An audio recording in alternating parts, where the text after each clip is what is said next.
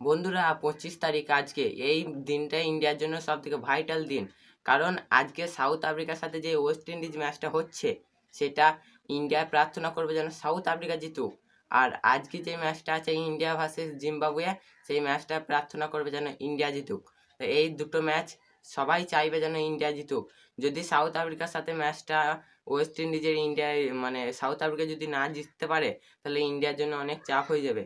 দুটো ম্যাচ জিতলেও ইন্ডিয়ার জন্য চাপ হয়ে যাবে, কারণ অনেক রান রেটটা তখন করতে হবে। কারণ যদি সাউথ আফ্রিকা জিতে যায় তাহলে ওয়েস্ট ইন্ডিজের যে রান রেটটা আছে ওটা কমে যাবে। তা আজকের ভিডিওটা দেখতে থাকো সম্পূর্ণ। শুধু আজকে পসিবল প্লেইং 11 নিয়ে আলোচনা করব ইন্ডিয়ার, ঠিক আছে? কোনো ওয়েদার নিয়ে পিচ কোনো কিছু নিয়ে আলোচনা করব না।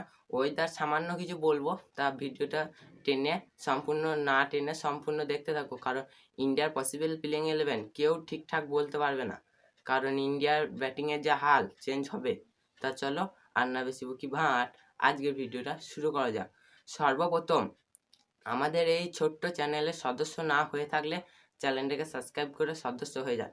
সর্বপ্রথম আমার মতে মানে সবাই বলছে যে অভিষেক শর্মার সঙ্গে সঞ্জু স্যামসন ওপেনিং করবে, সবাই বলছে, কিন্তু এটা বেরিয়ে আসছে, কিন্তু কনফার্ম নয়।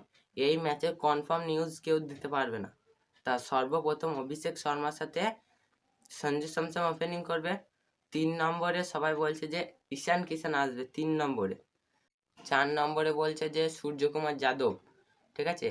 আর একটা কথা বলি, ওই মাঠে চিপকে খেলাটা হবে, তো ওই মাঠে দুটো পিচ করা আছে। দুটো পিচই কিন্তু ঢাকা দিয়ে আছে, একটা কালো পিচ, একটা বলছে সাদা পিচ। কালো পিচে যদি খেলা হয় তাহলে ইন্ডিয়া কিন্তু ওয়াশিংটন সুন্দরকে খেলাবে। তাহলে আমরা কি দেখলাম, ওইখানে সূর্যকুমার যাদব, হার্দিক পান্ডিয়া থাকবে, শিবম দুবে থাকবে, ঠিক আছে? তিলক বর্মাও কিন্তু থাকতে পারে, রিঙ্কু সিংয়ের জায়গায় তিলক বর্মাও থাকতে পারে, এবং ওয়াশিংটন সুন্দরও থাকতে পারে। এটা কোন পিচে খেলা হবে সেটা পর্যন্ত না জানা পর্যন্ত কোনো কিছু হবে না। রিঙ্কু সিংও ওয়াশিংটন সুন্দরও থাকতে পারে, তিলক বর্মাও থাকতে পারে। সবারই মতে বেশি চান্স তিলক বর্মা, কারণ তিলক বর্মা ভালো ব্যাট করতে পারে এবং সবাই চাইবে তিলক বর্মা যেন ফর্মে ফিরে। তিলক বর্মা ফর্মে ফেরাটা দরকার, আর ওপেনিং জুটি ফর্মে ফিরতেই হবে।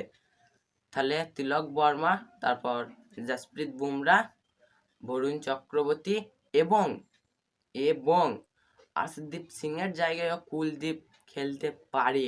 যদি তাহলে ওই আশদীপ সিংয়ের জায়গায় কিন্তু কুলদীপ খেলতে পারে যদি ওই কালো পিচে খেলা হয়, কারণ ওই পিচটা স্লো পিচ। এরপর আমরা দেখে নেবো যে ইন্ডিয়াকে কি ঠিক করতে হবে। আমি কালকে একটা ভিডিওতে বলেছি ভাই, সর্বপ্রথম ওপেনিং চলতে হবে।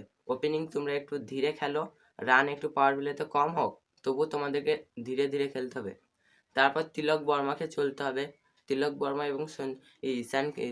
বর্মা এবং সূর্যকুমার যাদবকে চলতে হবে।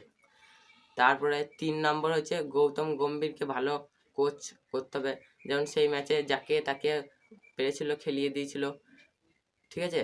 এরকম করলে হবে না, কিন্তু যাকে অক্ষর প্যাটেলও কিন্তু এই ম্যাচে থাকবে। সর্বপ্রথম ইন্ডিয়াকে যে জিনিসটা মাস্ট ঠিক করতে হবে সেটা হচ্ছে ফিল্ডিং, ঠিক আছে?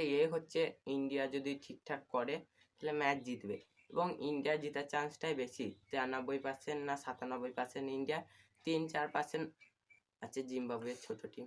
ইন্ডিয়াকে কিন্তু বড় মার্জিনে জিততে হবে। চলো আমরা একটু ওয়েদারটা দেখে আসি।